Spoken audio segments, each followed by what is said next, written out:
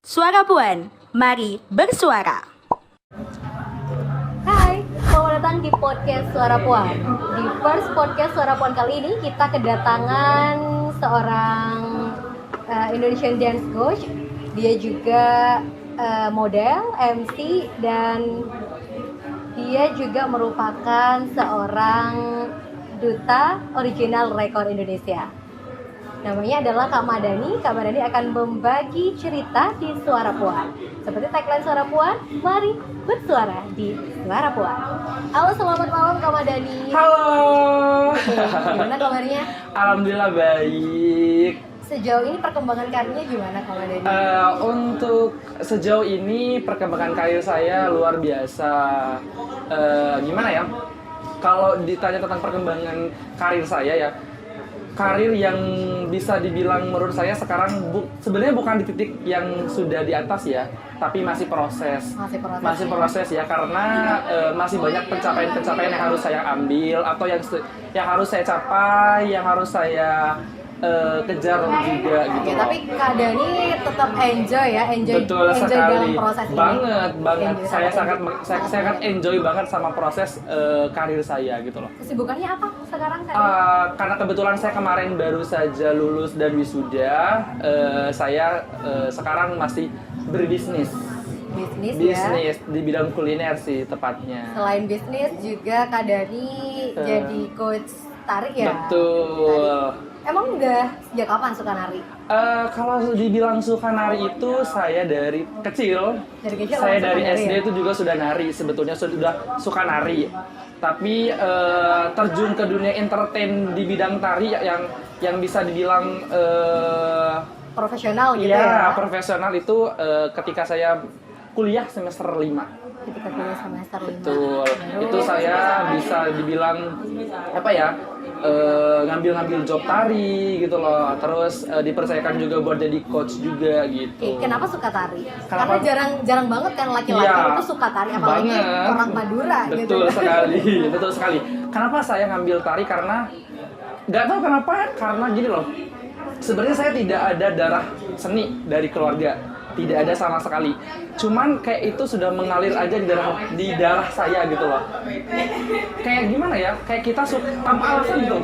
Tanpa suka karena aja gitu. kayak emang udah dari dalam ini loh, Betul. saya suka tari. Ya, betul. Tanggapan orang tua dulu pas Kak Dani memilih untuk mau belajar tari atau mau terjun ke dunia tari gimana? Sebenarnya dulu orang tua mendukung saja. Waktu saya masih sekolah, waktu saya di SD, SMP sama SMA, orang tua tuh sebenarnya mendukung kala itu. Mendukung banget karena mungkin mikirnya ya udah sih anak pengen berkembang gitu kan. Nah, tapi setelah saya beranjak dewasa dan saya kuliah, nah orang tua saya terkhususnya orang tua saya bapak itu tidak mendukung sama sekali. Tidak mendukung sama sekali karena bilangnya gini loh. Kamu sudah cukup waktu kamu SD, SMP, SMA kamu cukup untuk maksudnya gini loh, untuk tari-tarian begitu udah cukup lah ya. Sekarang masuk ke dunia perkuliahan sudah cukup dan sudah harus fokus sama perkuliahan gitu loh. Harus fokus ke masa depan gitu kan. Tapi kan karena emang hobi sudah mendarah daging, mau kita disuruh berhenti juga nggak bisa loh gitu loh. Jadi sampai sekarang malah berhenti nari tapi jadi coach tari. Coach tari gitu loh. Saya sekarang berhenti ngejob nari tapi sekarang saya jadi pelatihnya. Jadi gitu. pelatih tari. Kalau mama gimana mama? Kalau mama sih sejauh ini beliau mendukung karir saya. Apapun karir saya mau ngambil di bidang tari, MC, model segala macam, semuanya orang tua saya mendukung. Terus mama ya, mama mendukung gitu loh. Jadi selain sibuk nari juga terima job MC. Iya, betul sekali. Dengar-dengar kemarin sempat dapat itu ya, dapat rekor Indonesia sebagai Master of Ceremony. Betul sekali. Tahun berapa itu? Waktu itu tahun 2019. Waktu 2019 ya, alhamdulillah dapat penghargaan sebagai Master of Ceremony dari MC yang udah profesional berarti ya, dan ada tervalidasi itu sebagai MC. Betul, alhamdulillah. Karena kan sebenarnya untuk menjadi Master of Ceremony itu kan sebenarnya tidak perlu untuk sertifikasi kan ya. Sebenarnya tidak perlu, itu mah cuman hanya untuk apa ya? Membuktikan grade Iya, lah. sama untuk meningkatkan value kita, betul nggak sih? Iya. Betul. Value juga, peningkatan value juga akan berpengaruh sama peningkatan cuan, bener nggak? Betul banget ya. Cuan betul. Oke, sejauh ini seperti yang Kak Dani pernah sampaikan ke Suara Puan, Betul. kenapa Suara Puan kali ini ngangkat temanya adalah aku yang katanya tidak laku tapi aku yang bersinar. Kenapa itu? Ada apa di balik itu? Memang Kak Dani ngerasa kalau Kak Dani dapat stigma seperti itu? Iya, gini. Aku yang katanya tidak laki, betul sekali. Banyak sekali orang-orang yang termasuk gitu kan. Aku tidak mau ke orang luar dulu ya, ke keluarga dulu. Orang-orang terdekat. Orang-orang terdekat lah, bahkan orang-orang terdekat dulu tidak pernah menganggap saya. Tidak pernah menganggap saya bahwasanya misalnya saya punya sepupu-sepupu, saya punya saudara-saudara, mereka tidak pernah menganggap saya bahwasanya saya itu saudara mereka, saya itu sepupu mereka, karena saya memiliki yang mungkin menurut mereka itu ini adalah kelainan lah ya. Aib gitu ya, Betul, aib keluarga gitu. Aib keluarga, sampah masyarakat, betul sekali gitu kan. Sampai Ya, di labeling sama masyarakat di-labeling gitu seperti ya? itu sangat luar biasa. Mereka melabeli saya sebagai aib keluarga gitu kan. Ya tapi saya terima karena ya mungkin dulu kan karena mungkin masih kecil dan tidak punya pemikiran seperti sekarang gitu kan, jadi ya udah it's okay aja menerima gitu kan. Tapi lambat laun saya membuktikan bahwasanya dengan saya seperti ini, dengan saya yang mungkin menurut mereka saya tidak laki gitu kan, feminim gitu kan, tapi saya buktikan dengan prestasi saya gitu kan di bidang akademik ataupun di bidang non akademik gitu kan. Biar mereka tuh tahu gitu loh, meskipun aku yang katanya tidak laki, meskipun aku yang katanya ngondek dan segala macam, tapi aku bisa lebih bersinar daripada mereka gitu kan. Aku bisa lebih maju, bukan hanya satu langkah, tapi beberapa langkah dari mereka gitu kan. Ya, itu loh cibirannya kalian sekarang buat aku jadi seperti betul apa. Betul sekali, gitu betul. Ya? Aku berterima kasih banget deh sama mereka gitu kan. Berterima kasih banget kepada mereka yang sudah mencibir saya, yang sudah mengatakan saya ini itu banci, bencong, ngondek. Itu mah saya berterima kasih gitu kan, berterima kasih ke mereka. Karena berkat mereka gitu loh saya bisa seperti sekarang sebenarnya gitu kan. Meskipun menurut saya gitu kan ini bukan titik sukses saya, tapi setidaknya bisa lebih mandiri lah, betul. Sudah freedom ya secara finansial ataupun lain betul sebagainya. sekali. Setidaknya saya juga sudah bisa mengangkat derajat saya sendiri. Ya, bukan keluarga dulu ya. Saya mengangkat derajat diri saya sendiri bahwasanya saya bisa lebih maju daripada mereka, saya bisa lebih mandiri dan berkembang daripada mereka. Itu tidak disepelekan lagi oleh betul, mereka. dan alhamdulillah itu semuanya kebukti gitu kan. Dari mereka-mereka yang dulunya tidak menganggap saya, dari mereka-mereka yang dulunya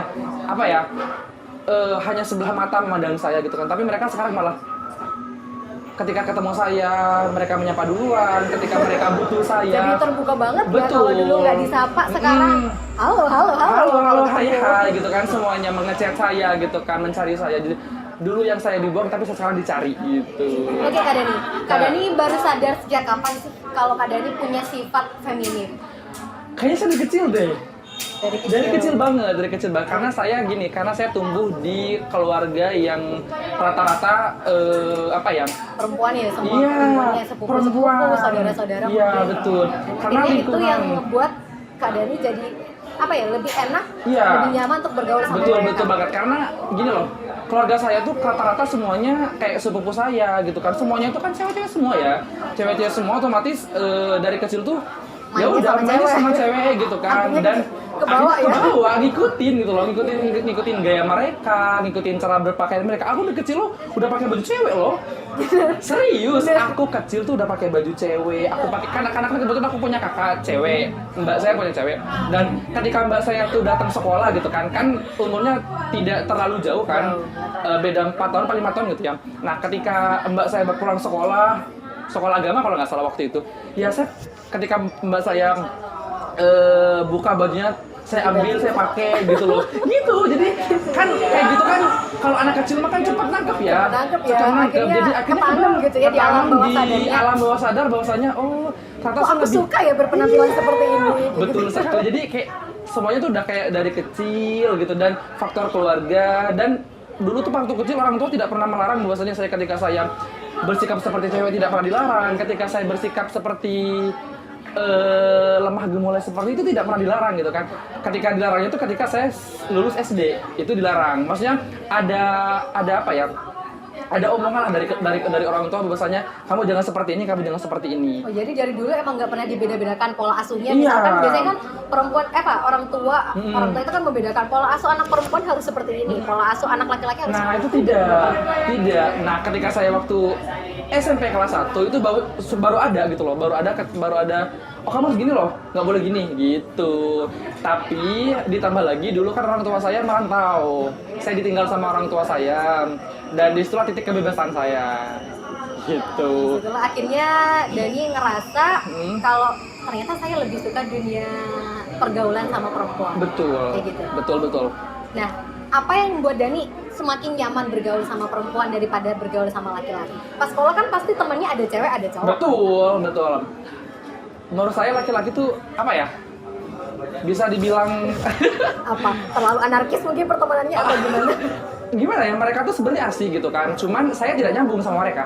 Gitu ya? Betul, saya tidak nyambung sama mereka, saya tidak nyaman bersama mereka gitu loh. Tapi beda. Tapi mencoba untuk berteman sama Pernah sekali saya untuk mencoba untuk dulu saya ketika saya lulus SMA, karena kan saya kan SMA di sini di Sampang, kebetulan di Madura, dan saya pindah ke Purwakarta di Jawa Barat. Itu pas waktu kuliah saya berniat untuk merubah semuanya yang ini, gaya gemulainya gitu ya. Semuanya saya ubah. Saya akan berteman dengan laki-laki, tapi nyatanya tidak bisa. Meskipun saya pindah kota, ketemu dengan orang-orang baru, tapi kan sini sudah mendarah daging gitu kan, sudah mendarah daging seperti ini, jadi tetap aja nggak bisa gitu, tetap aja nggak nyaman bersama mereka gitu, tetap bisa nyamannya tuh nyambungnya itu dengan perempuan gitu loh.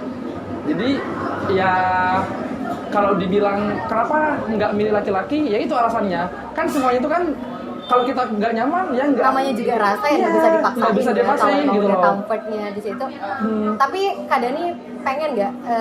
Aku pengen sih temenan sama cowok-cowok biar dibilang laki juga. Enggak juga sih. Enggak. Jadi emang statement aku nggak laki itu ke Dani gimana? It's okay menurut aku. Jadi kayak gitu mah menurut aku lebih ke aku gini loh. Itu adalah cara kamu branding diri kamu gitu. Kayaknya itu branding aku deh gitu. Aku yang tidak laki tapi aku bersinar gitu kan. Kayaknya itu branding aku gitu kan.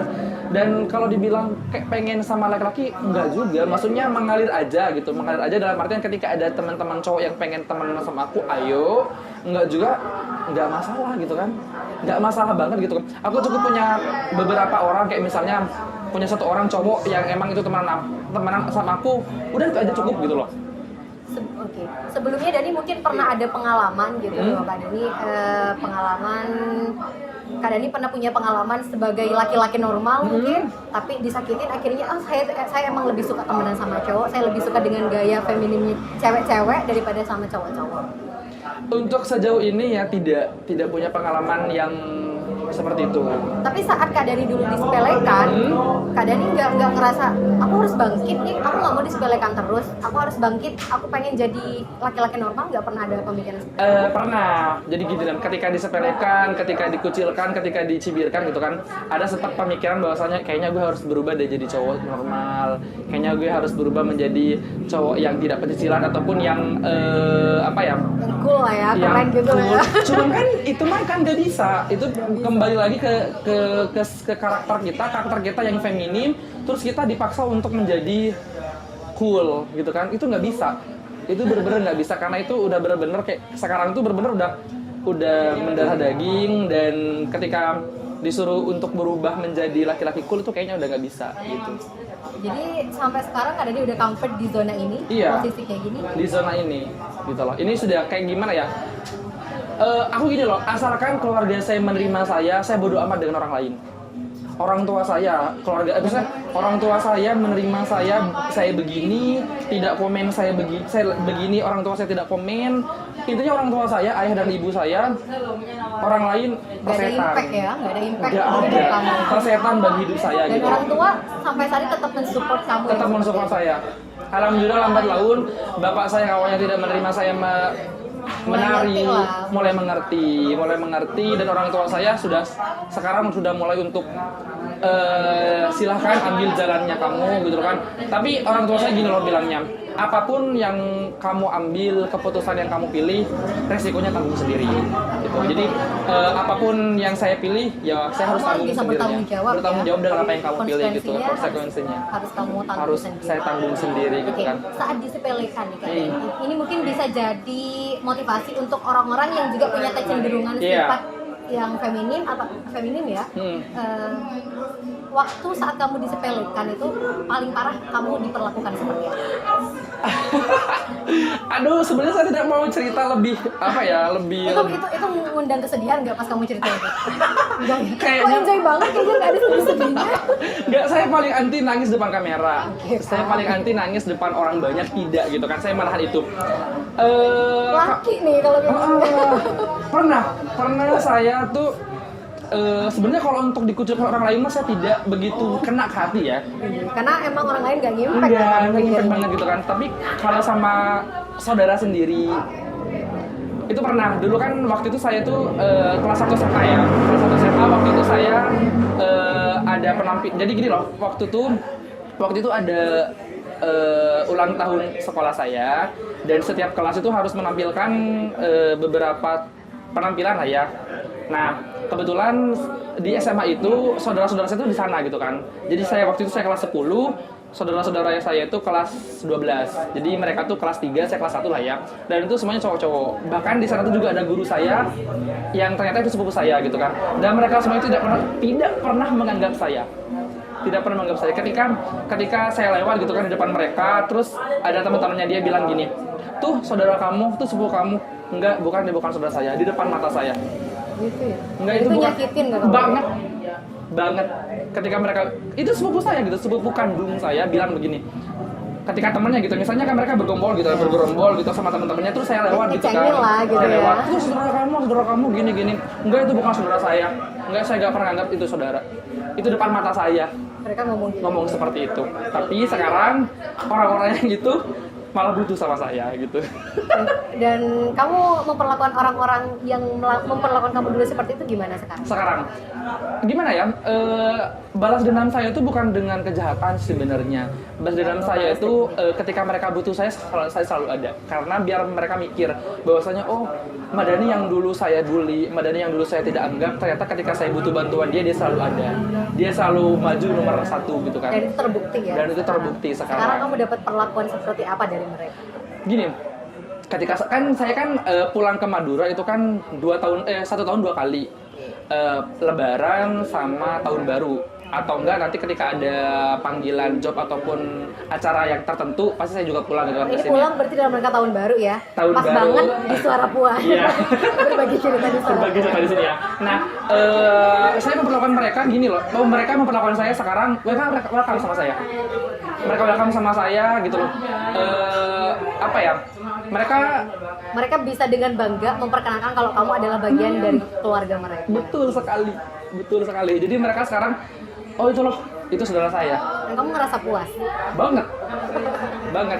tanpa ada rasa itu ya, ada rasa dendam. Enggak, dendam saya itu bukan, dendam mah ada ya, bukan dendam sih, lebih keinget aja, tapi lebih ke balas dendam saya harus ketika mereka butuh saya ada gitu. Terkhususnya di finansial sih. Berarti ya kamu membantunya mereka dari segi finansial. Dari segi finansial itu gitu. lebih kelihatan Itu lebih pembuktiannya. ngena sih, lebih ngena. Oke. Ini pertanyaan yang boleh atau boleh dijawab ataupun nggak dijawab nggak apa-apa. Iya. Kalau Kak Dani sendiri kecenderungan sukanya sama jenis yang mana? Oke, sebenarnya saya gini loh. Saya juga dulu pernah pacaran juga sama cewek. Sampai beberapa kali saya pacaran sama cewek. Sampai pada akhirnya saya kemarin putus di bulan Agustus kemarin. Jadi kecenderungan sukanya masih sama cewek Masih sama ya? cewek ya, masih sama cewek. Cuman saya tidak munafik bahwa saya juga suka sama jenis. Maksudnya suka sama jenis dalam artian hanya sekedar suka saja gitu kan. Ketika ada orang yang ganteng lewat, kayaknya keren deh, suka deh. Nggak pernah ada pemikiran untuk menjalin hubungan Enggak banget gitu kan, enggak Jadi, banget. Kesukaannya masih sama. Kesukaannya masih sama cewek, cuman ketika ada lihat cowok ganteng, keren gitu, cool, suka deh gitu loh. Selama pacaran nih, gimana apa ya? pernah nggak sih dapat perlakuan dari ceweknya atau ceweknya minta, lu laki dong, jadi laki dong lu, masa lu gitu-gitu sih? Betul. Jalan sama gue, pernah gitu nggak? Sejauh ini jujur li tidak ada sih. Oke, sorry keadaan kita ngebahas soal asmara ya. Oke, kalau boleh. misalkan di ranah hati nih perasaan cinta, sepasang kekasih cewek sama cowok, mungkin si perempuan cewek nggak akan bisa ngerubah si laki-laki, cuma Betul. ada laki-laki yang mereka itu berani berubah untuk dirinya sendiri dan biar lebih comfort aja gitu Iya, sama perempuan. betul. Apakah Dani pernah punya pemikiran, oke, gue pengen jadi laki nih, gue pengen ngelamar cewek gue biar diterima sama keluarganya, karena kan bisa aja cewek lu nerima lu kan dia cinta, tapi Iya. belum tentu kan keluarganya Betul keluarganya sekali, seperti apa. betul sekali. Gini, kemarin tuh sebelum saya putus sama cewek saya yang di bulan Agustus itu kebetulan. Putus dong. Iya. Kan tadi saya jadi sudah nggak bilang. lama jomblo. Nggak lama. berarti, ya. Saya baru bilang kan tadi bahwasanya saya tuh putus di bulan Agustus. Itu kebetulan putusnya juga gara-gara dia sudah dilamar juga sama orang. Jadi keduluan sama orang yang awalnya sudah merencanakan bersama saya untuk gini loh, sebenarnya saya tuh pengen pulang tuh kemarin tuh di awal September. Nah, di awal September tuh saya pengen pulang ke Madura, bahwasanya saya mau minta ke orang tua dia. Mau ngelamar juga hitbah gitu ya. Betul, tapi ternyata sebelum saya pulang, ternyata dia sudah dilamar oleh mantannya dia gitu loh. Oleh mantannya dia. Dan ya, jadi dan tidak diterima langsung. Dan dia alasan dia ke saya bahwasanya iya dia datang langsung ke orang tua saya dan dia berani ke orang tua saya bahwasanya dia mau minta saya. Jadi ya udah. Dan di situ saya kayak it's okay, ya udah. Kamu nggak ngerasa dicederai mungkin? Sakit sih iya, cuman kayak lebih langsung ke ya udah sih berarti bukan jodoh saya, ya udah. Tapi kamu nggak ngerasa dicederai komitmennya kalian gitu? Kayaknya enggak sih, enggak juga karena gini, karena kita tuh sama dia tuh udah lama banget ya, lama banget terus kayak putus nyambung, terus comebacknya itu waktu pas di bulan Juli ke Agustus tuh, jadi comebacknya tuh baru loh, jadi comebacknya baru. Dan ternyata dia udah dilamar orang. Iya, ternyata dilamar orang. Galau berarti ya? Sehari 2 hari ya sih, saya nggak munafik. Habis itu fine? Habis itu fine. Bener? Habis itu selesai bagi saya gitu. Sekarang mau buka hati lagi? Boleh. Oh, Boleh. Healingnya cepet berarti ya? Iya, Nggak kayak orang-orang di luar sana yang healingnya itu sampai bertahun-tahun. Itu tidak bagi saya. Saya orang yang kayak yang ketika untuk soal asmara ya, perihal asmara tidak terlalu mau berlarut-larut dalam kesedihan gitu loh. Karena mikirnya gini loh. Toh Allah juga Tuhan juga sudah menciptakan berpasang-pasangan, jodoh, rezeki, maut itu sudah diatur kan. Kalau emang dia juga sudah berjodoh sama orang lain, ya udah. Tapi emang ada kok orang-orang yang healingnya lama. Iya, karena kita tidak boleh ngejudge orang lain ya, karena orang kan berbeda-beda ya kan, Bun, beda-beda kan. Jadi ya wes gitu kan. Kalau untuk fans saya tidak pernah mau larut-larut dalam kesedihan, saya tidak mau larut dalam apa ya, meskipun saya kecewa sama orang itu, ya wes gitu. Oke Kak Dan, kita balik lagi ke circle pertemanannya Kak Dani. Oke. Karena Kak Dani selain punya circle pertemanan bersama perempuan, Kak Dani juga punya circle pertemanan bersama laki-laki yang juga punya sifat ke perempuan. Banyak sekali. Atau kalau orang-orang bilangnya itu apa? Bencong, banci, ya kan seperti itulah ya. Gimana apa ya pola pertemanannya kalian di circle yang seperti itu? Lucu sih kalau kita menceritakan circle perbancian ya. Perbancian. Jadi saya punya teman banyak, bahkan yang dari cowok yang masih berpenampilan cowok tapi ngondek. Dani masuk jenis itu? Iya, saya termasuk jenis itu. Ada juga teman-teman saya yang sudah menjadi seperti waria, yang sudah buka salon, yang sudah go internasional lah ya. Maksudnya sudah pakai rambut, payudaranya sudah disuntik gitu kan, sudah. Gitu ya? Tapi belum berani. Tapi saya tidak pernah punya teman yang berani mengubah alat kelaminnya, tidak. Jadi mereka cuma hanya suntik payudara, pakai baju cewek sama perawatan looknya udah cewek looknya banget sudah gitu cewek ya? banget, sampai sudah cewek-cewek kalah good looking, kalah cantik, kalah menawan pokoknya Maya. Sampai ada yang juga sudah suntik hormon biar si apa ya, si badannya tuh nggak keker dan menyerupai seperti wanita gitu. Nah, terus tadi dibilang polanya gimana? Saya bahas yang ini dulu ya, yang laki-laki dulu. Maksudnya yang laki-laki ke feminiman lah ya. Saya punya teman banyak dulu berenam dan satu sudah meninggal, sudah almarhum karena ada penyakit. Terus sekarang tinggal berlima. Ya gini loh, kita enjoy dengan pertemanan kita gitu loh. Cuman yang namanya perbencian ini kita saling senggol. Paham nggak? Kita berteman loh, kita berteman baik, kita bercanda-bercanda, tapi kita saling senggol. Saling senggol dalam hal seperti apa? Banyak. Misalnya, saya contoh kasihnya gini loh. Misalnya saya lagi suka sama cowok itu. Nah, misalnya saya suka sama cowok itu, dia direbutlah sama dia gitu loh. Jadi senggolnya kayak gitu ya? Iya, gitu loh. Jadi teman makan teman. Itu juga berlaku. Gitu, itu berlaku. Di circle yang seperti itu. Dan itu sangat apa ya? Rentan. Sangat rentan sekali seperti itu. Makanya ketika misalnya kita punya gebetan lah ya, jangan pernah dibawa. Itu bisa merusak pertemanan.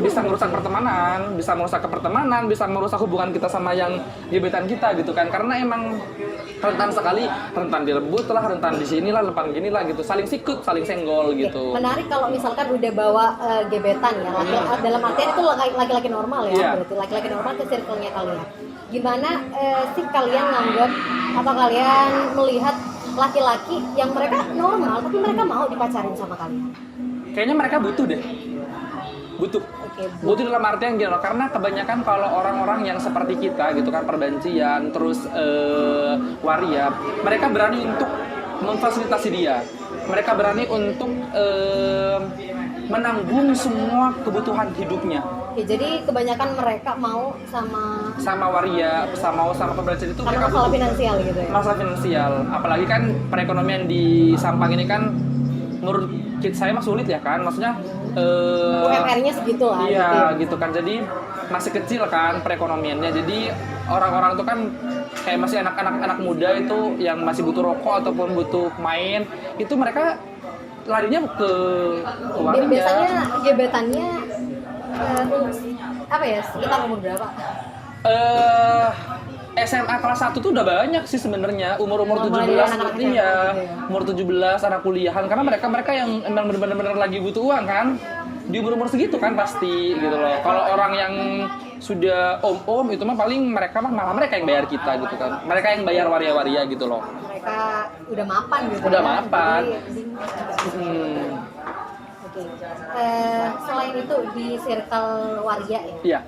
Karena dari tadi pakai diksi waria, gimana sih kalian pasti kan di Sampang sendiri waria itu sering dapat cibiran gitu. Banget Sampai kadang tindakan anarkis, betul sekali. bukan hanya tindakan dimarginalkan secara sosial, tapi betul. mereka juga dapat tindakan kekerasan kan kayak gitu. Pernah nggak ada temannya dari seperti itu? Ada, tapi itu bukan waria sih, ada. Tapi teman saya waktu itu, dia teman dekat saya kebetulan satu kampung sama saya tidak akan menyebut namanya, tapi emang dia kenal teman dekat saya gitu. Dia sangat amat dikucilkan banget, itu melebihi saya gitu kan. Saya merasa saya sangat dikucilkan, tapi ada yang lebih dikucilkan daripada saya gitu kan. Kalau saya dikucilkan hanya dengan perkataan ya, tapi kalau dia dengan kekerasan gitu kan, sampai ada kekerasan fisik. Kalau saya hanya sekedar perkataan, terus disikirkan atau dijauhkan gitu kan. Kalau dia teman saya itu sampai dipukul lah, sampai ditendang lah, sampai bener-bener kekerasan secara fisik gitu loh. Itu dia dapetin dari mana? Dari keluarganya sendiri, dari masyarakat juga gitu loh. Masyarakat sampai berani seperti itu. Karena apa ya? Karena sekeras itu gitu loh. penolakan masyarakat terhadap beliau gitu. Apalagi ya kebanyakan masyarakat masih nganggap ini loh aib, orang-orang seperti itu kelainan. Iya, jadi tidak mereka tuh tidak menerima dengan adanya kita gitu loh. Mereka tidak menerima adanya perbedaan gitu kan, maksudnya. Padahal kalau kita lihat ya waria-waria atau banci-banci di Sampang malah mereka mandiri loh. Banget. Mereka mandiri secara finansial, Betul, mereka buka usaha betul di sini, sekali, buka usaha di betul. situ. Tapi tetap saja mereka seperti ada di kelas sosial bawah gitu Iya. kan. Padahal kalau kita lihat ya, waria-waria di sini tuh kan sukses-sukses semua sih. Mereka punya WO sendiri, mereka punya tim makeup sendiri, mereka punya salon sendiri gitu kan. Mereka benar-benar apa ya, ngembangin itu. Iya. Yang katanya orang kamu kecewek-cewekan itu kamu lemah, itu Iya. kekurangan kamu, tapi mereka bisa ngebalik itu jadi powernya mereka. Iya, itu bisa mereka up gitu loh. Yang awalnya mereka di bawah, mereka up gitu dengan kekurangan yang menurut mereka itu kekurangan ya. Tapi sama mereka tuh bener-bener kayak yang oke, gue kecewa-cewaan, gue bisa make up begini-gini. Dan rata-rata waria itu semuanya bisa make up sih. Dan orang-orang yang feminim seperti saya kayaknya semuanya rata-rata bisa make up. Bisa make up karena kekuatan kita, power kita di situ gitu loh. Bisa make up. Seputar make up gitu. Iya. Oke, di sini Dani, kalau misalkan mereka yang udah sampai ngubah penampilan, Iya. fisik sampai dan lain-lain itu, mereka pernah nggak sih ada pemikiran untuk gue mau balik nih, gue mau balik normal?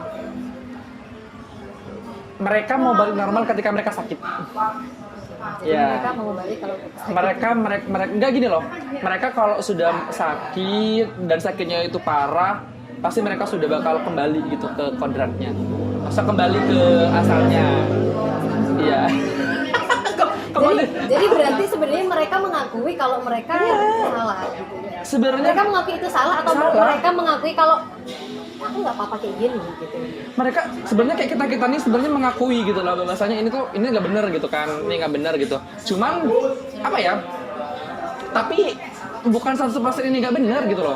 Kalau dari saya pribadi gini, emang siapa sih yang mau seperti ini? Bener nggak sih? Emang siapa Tapi yang Dani enjoy, Dani kan dibilang enjoy. aku mau enjoy seperti banget, ini. aku enjoy banget gitu kan. Tapi ketika dibilang siapa sih yang mau seperti ini gitu loh? Kalau kita bisa memilih gitu kan, kita kan Jadi sebenarnya dunia ini bukan yang Dani mau. dulu gitu kan. Dulu saya berpikir bahwasanya dunia seperti ini tuh keras, kejam. Sampai akhirnya saya tidak mau di dunia ini gitu kan. Maksudnya tidak mau dalam dunia seperti ini gitu kan. Tapi ketika saat ini gitu, saat ini saya sudah enjoy dengan apa yang sudah saya jalanin hidup saya seperti ini, dengan orang-orang yang sayang sama saya gitu kan. Enggak sih, Fine aja kalau fine aja sekarang gitu kan. Cuma ada mungkin orang-orang yang masih berpikiran ini saya salah Iya. dan saya mau berubah. Iya. Ada teman-temannya dari Masih ada teman-teman circle saya yang masih berpikiran seperti itu gitu loh. Jadi kayak mereka belum bisa diterima oleh masyarakat, belum bisa diterima oleh keluarganya sendiri gitu Atau kan. mungkin mereka emang belum bisa nemuin jati dirinya. Betul. Mereka belum bisa ngangkat derajat sendiri sih. Dan ini sudah merasa ini jati diri. Iya. Ini jati diri saya, ini saya loh. Ini saya. Jadi orang lain mau ngomong apa tentang saya, monggo silahkan gitu loh. Tapi tetap ini saya gitu loh. Saya sendiri loh. Orang tua saya aja setuju, orang tua saya aja tidak komen, udah yang lain bebas mau ngomong apa aja. Saya terima gitu kan. Gitu aja. Oke, last dance nih untuk teman-teman Suara Puan. Apa sih pesannya dari untuk laki-laki yang juga punya sifat feminim dewasa? Oke, buat teman-teman saya yang untuk saat yang sama seperti saya gitu ya, yang memiliki sifat feminim, yang memiliki sifat cenderung kewanitaan atau keperempuan, kalian hebat kok gitu loh, kalian hebat gitu, kalian berbeda dari orang lain gitu loh. Kalian berani Itu untuk normal, nggak salah. itu nggak salah. Kalian berbeda, kalian spesial, kalian diciptakan spesial gitu kan, berbeda dari orang lain gitu loh kan. Tetap semangat buat kalian yang belum bisa mencari jati diri, cari jati diri kalian dan tetap jadi diri sendiri dimanapun kalian berada gitu kan. Tapi tetap satu, kalian harus tahu posisi ya. Dimanapun kalian berada, misalnya Jawab sama apa ini? iya betul, dimanapun kalian berada kan jadi diri sendiri tapi harus tahu posisi. Misalnya dimana kita harus enjoy, dimana kita harus formal, dimana kita harus menghormati lawan jenis kita, dimana kita harus hai gitu kan. Jadi gimana ya, tetap Cara diri kita sendiri, berpikir kan juga nentuin nentuin value value kita ya. kita betul. Jadi dimanapun kita berada kita harus tahu posisi gitu kan. Gitu aja sih buat teman-teman semuanya, semangat. Buat teman-teman yang sejenis saya ataupun yang teman-teman cewek yang memiliki sifat maskulin, kalian hebat kok, kalian luar biasa. Jadi kalian jangan pernah merasa saya kok kayak gini sih, saya kok gini sih. Jangan pernah merasa bahwasanya kalian tuh rendah, tidak. Kalian tuh hebat, kalian tuh spesial, kalian luar biasa. Jadi tetap jadi diri sendiri dimanapun kalian berada. Tuh. Keren banget Kak Dani malam ini. Makasih banyak. Kita malam ini udah ngangkat seputar dunia dunia di tengah-tengah feminin dan juga maskulin dan dunia seperti itu ada gitu. That's natural and probably okay untuk orang-orang yang punya sifat seperti itu. So untuk suara puan jangan takut untuk bersuara, jangan takut untuk setelah kalian menunjukkan hal-hal yang menurut mereka adalah kalian akan dikucilkan, tidak. Tetap berani bersuara. Betul. Bersuaralah bersama-sama karena orang-orang yang berani bersuara biasakan adalah orang-orang yang bisa berani untuk berdaya, betul, memberdayakan dirinya sendiri. Betul sekali, luar biasa. Dari sana dan terima kasih untuk Kak Dani. Sama-sama, terima kasih juga sama Kak Rada, terima kasih juga sama Suara Puan juga yang sudah mengundang saya gitu kan. The first ya, luar biasa, saya bangga sekali gitu kan. Terima kasih banyak kepada Suara Puan, semoga ini bisa menjadi motivasi buat teman-teman di luar sana dan semoga Suara Puan bisa betul lebih maju lagi, amin gitu kan. Okay, so let's share your feelings without feeling judged. Jadi apapun yang akan kalian suarakan di sini kami tidak akan menjudge karena it's tolerant gitu. Jadi kita harus mentoleransi. Betul. Terima kasih untuk Suara Puan, mari bersuara di sini. Let's share your story here dan sampai jumpa. Wassalamualaikum warahmatullahi wabarakatuh.